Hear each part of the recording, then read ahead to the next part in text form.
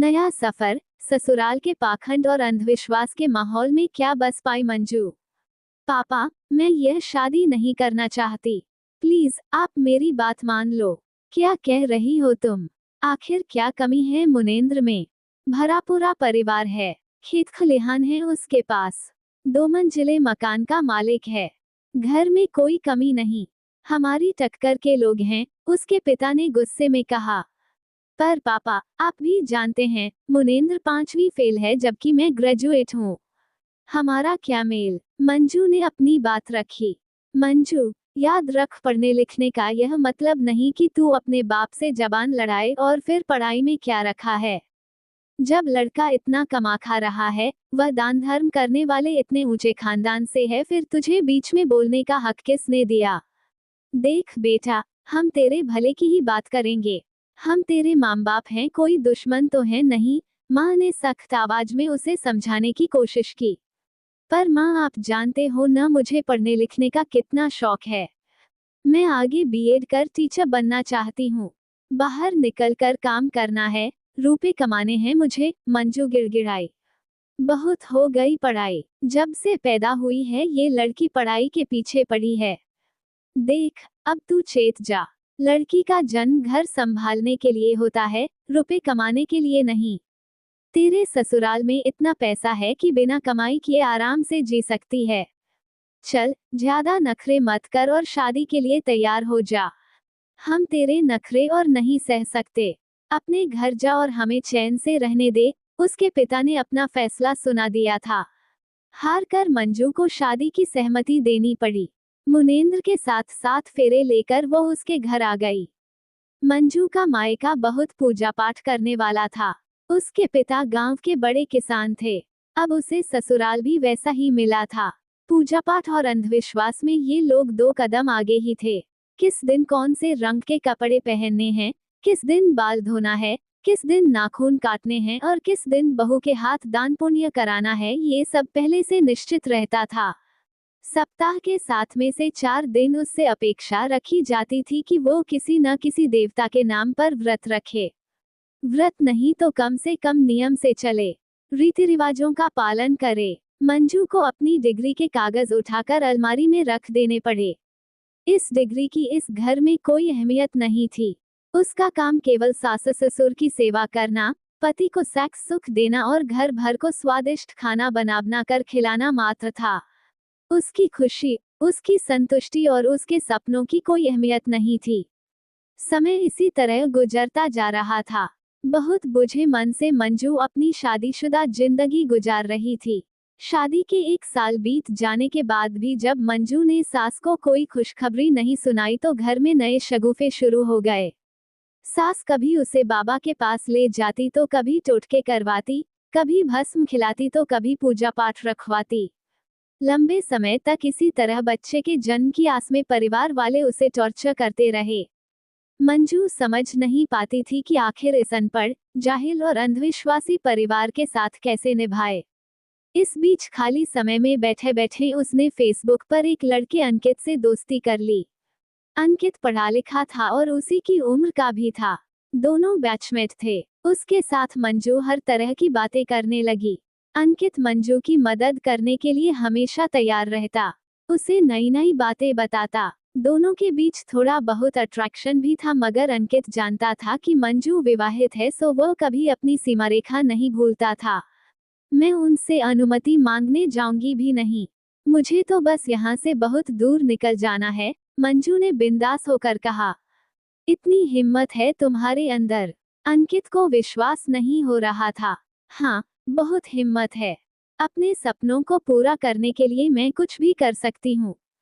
तो ठीक है, मगर सिंगापुर जाना इतना आसान नहीं है। पहले तुम्हें पासपोर्ट, वीजा वगैरह तैयार करवाना पड़ेगा। उसमें काफी समय लग जाता है। वैसे मेरा एक फ्रेंड है जो ये काम जल्दी कराने में मेरी मदद कर सकता है, लेकिन तुम्हें इसके लिए सारे कागजात और पैसे लेकर आना पड़ेगा। कुछ औपचारिकता हैं, उन्हें पूरी करनी होगी, अंकित ने समझाया। ठीक है, मैं कोई बहाना बनाकर वहां पहुंच जाऊंगी। मेरे पास कुछ गहने पड़े हैं, उन्हें ले आऊंगी। तुम मुझे बता दो कब और कहां आना है। अगले ही दिन मंजू कॉलेज में सर्टिफिकेट जमा करने और सहेली के घर जाने के बहाने घर से निकली और अंकित के पास पहुंच गई। दोनों ने फटाफट सारे काम किए और मंजू वापस लौट आई। घर में किसी को कानो कान खबर भी नहीं हुई कि वह क्या कदम उठाने जा रही है। इस बीच मंजू चुपके अपनी पैकिंग करती रही और फिर वो दिन भी आ गया जब उसे सबको अलविदा कहकर बहुत दूर निकल जाना था। अंकित ने उसे व्हाट्सएप पर सारे डिटेल्स भेज दिए थे। शाम के 7 बजे की फ्लाइट थी। उसे 2-3 घंटे पहले ही निकलना था। उसने अंकित को फोन कर दिया था। अंकित ठीक 3 बजे गाड़ी लेकर उसके घर के पीछे की तरफ खड़ा हो गया। इस वक्त घर में सब सो रहे थे। मौका देखकर मंजू बैग और सूटकेस लेकर चुपके से निकली और अंकित के साथ गाड़ी में बैठकर एयरपोर्ट की ओर चल पड़ी। फ्लाइट में बैठकर उसे एहसास हुआ जैसे आज उसके सपनों को पंख लग गए हैं। आज से उसकी जिंदगी पर किसी और का नहीं बल्कि खुद उसका हक होगा। वो छूट रही इस दुनिया में कभी भी वापस लौटना नहीं चाहती थी। रास्ते में अंकित जानबूझकर माहौल को हल्का बनाने की कोशिश कर रहा था। वह जानता था कि मंजू अंदर से काफी डरी हुई थी। अंकित ने अपनी जेब से कई सारे च्युइंगम निकालकर उसे देते हुए पूछा, तुम्हें च्युइंगम पसंद हैं? मंजू ने हंसते हुए कहा, हाँ, बहुत पसंद हैं। बचपन में पिताजी से छिपकर ढेर सारी च्युइंगम खरीद लाती थी।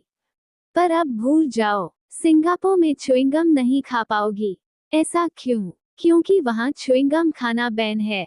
सफाई को ध्यान में रखते हुए सिंगापुर सरकार ने साल 1992 में च्युइंगम बैन कर दिया था। अंकित के मुंह से यह बात सुनकर मंजू को हंसी आ गई। चेहरा बनाते हुए बोली, हाय, यह वियोग मैं कैसे सहूंगी, जैसे मैं सहता हूँ। कहते हुए अंकित भी हंस पड़ा। वैसे वहाँ की और क्या खासियतें हैं? मंजू ने उत्सुकता से पूछा। वहाँ की नाइट लाइफ बहुत खूबसूरत होती है। वहाँ की रातें लाखों टिमटिमाती डिजाइनर लेजर लाइटों से लैस होती हैं जैसे रोशनी में नहा रही हों।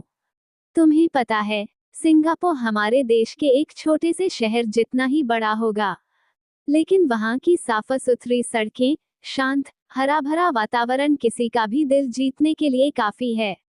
वहाँ संस्कृति के अनोखे और विभिन्न रंग देखने को मिलते हैं।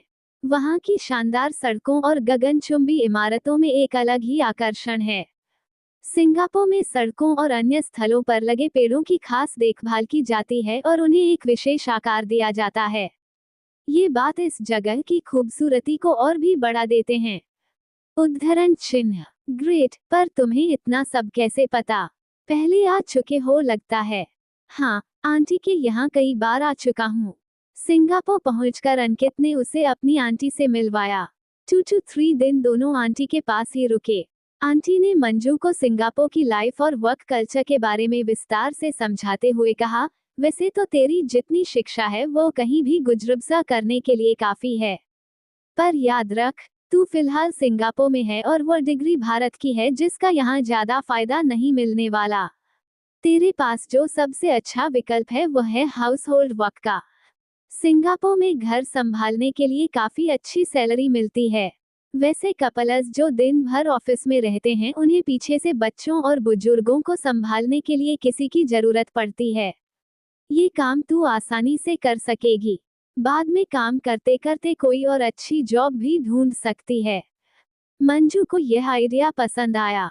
उसने आंटी की ही एक जान पहचान वाली के यहाँ बच्चे को संभालने का काम शुरू किया। दिन भर पति पत्नी ऑफिस चले जाते थे। पीछे से वह बेबी को संभालने के साथ घर के काम करती। इसके लिए उसे भारतीय रुपयों में 20 रुपए हजार मिल रहे थे। खाना पीना भी घर में ही था। ऐसे में वह सैलरी का ज्यादातर हिस्सा जमा करने लगी। धीरे धीरे उसके पास काफी रुपए जमा हो गए। घर में सब उसे प्यार भी बहुत करते थे। बच्चों का ख्याल रखते रखते वह उनसे गहराई से जुड़ती चली गई थी। अब उसे अपनी पुरानी जिंदगी और उस जिंदगी से जुड़े लोग बिल्कुल भी याद नहीं आते थे। वह अपनी नई दुनिया में बहुत खुश थी। अंकित जैसे सच्चे दोस्त के साथ साथ उसे एक पूरा परिवार मिल गया था।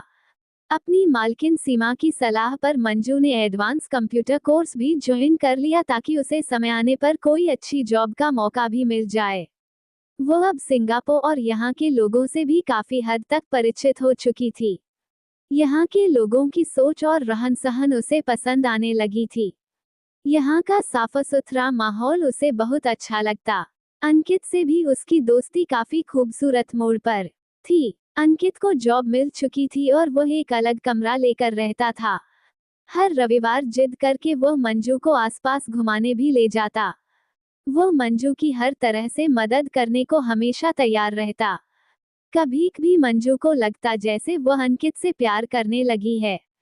अंकित की आंखों में भी उसे अपने लिए वही भाव नजर आते, मगर सामने से दोनों ने ही एक दूसरे से कुछ नहीं कहा था। एक दिन शाम में अंकित उससे मिलने आया। उसने घबराए हुए स्वर में मंजू को बताया, मंजू, तुम्हारे पति को कहीं से खबर लग गई कि तुम मेरे साथ कहीं दूर आ गई हो। दरअसल किसी ने तुम्हें मेरे साथ एयरपोर्ट के पास देख लिया था। ये सुनकर तुम्हारा पति मेरे भाई के घर पहुंचा और डरा धमका कर सच उससे उगलवा लिया कि हम सिंगापुर में हैं। दोनों को ये लग रहा है कि तुम मेरे साथ भाग आई हो सकता है कि तुम्हारा पीछा करते करते वे यहाँ भी पहुंच जाएं। लेकिन उनके लिए सिंगापुर आना इतना आसान तो नहीं, और यदि वे यहाँ आ भी जाते हैं तो उससे पहले ही मुझे यहाँ से निकलना पड़ेगा। हाँ, पर तुम जाओगी कहाँ? चिंतित स्वर में अंकित ने पूछा। ऐसा करो मंजू, तुम मलेशिया निकल जाओ। वहाँ मेरी बहन रहती है। उसके घर में बूढ़े सास ससुर और एक छोटा बेबी है। जीजू और दीदी जॉब पर जाते हैं। पीछे से सास बेबी को संभालती हैं, मगर अब उनकी भी उम्र काफी हो चुकी है। तुम कुछ दिनों के लिए उनके घर में फैमिली मेंबर की तरह रहो। मैं तुम्हारे बारे में उन्हें सब कुछ बता दूंगी। तुम बेबी संभालने का काम कर लेना। बाद में जब तुम्हारे पति और भाई यहाँ से चले जाएं तो वापस आ जाना।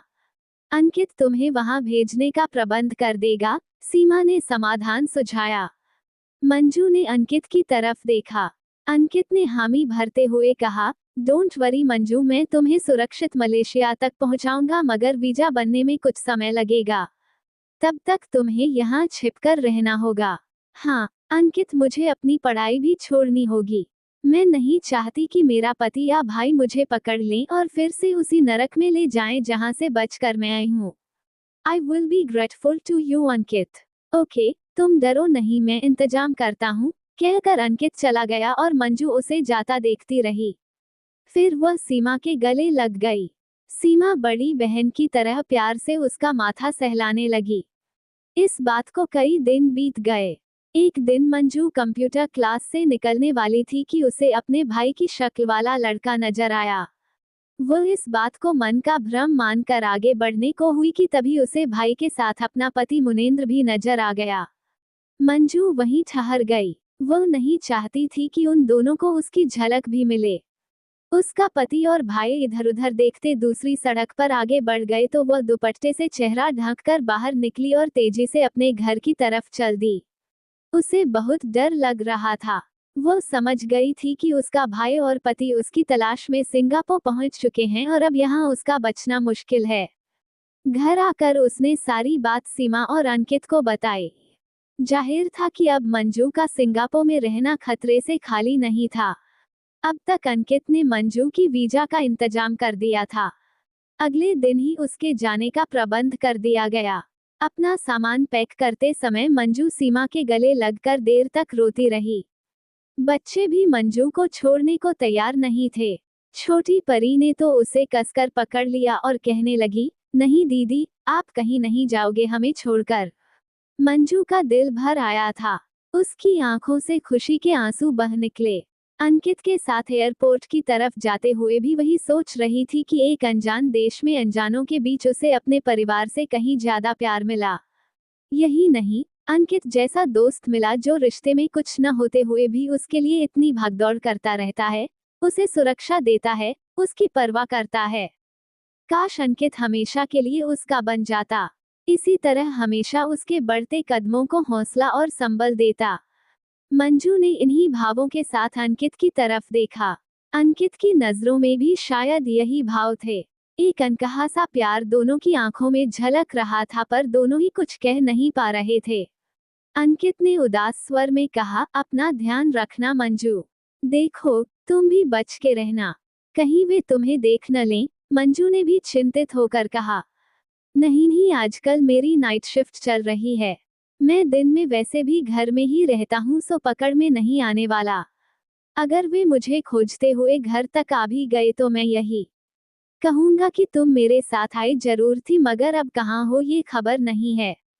तुम घबराओ नहीं, आराम से रहना और अपना ध्यान रखना। मलेशिया की फ्लाइट में बैठी हुई मंजू का दिल अभी भी अंकित को याद कर रहा था। शायद वो अंकित से दूर जाना नहीं चाहती थी। वो एक नए सफर की तरफ निकल तो चुकी थी, पर इस बार पीछे जो छूट रहा था वह सब फिर से पा लेने की चाहत थी।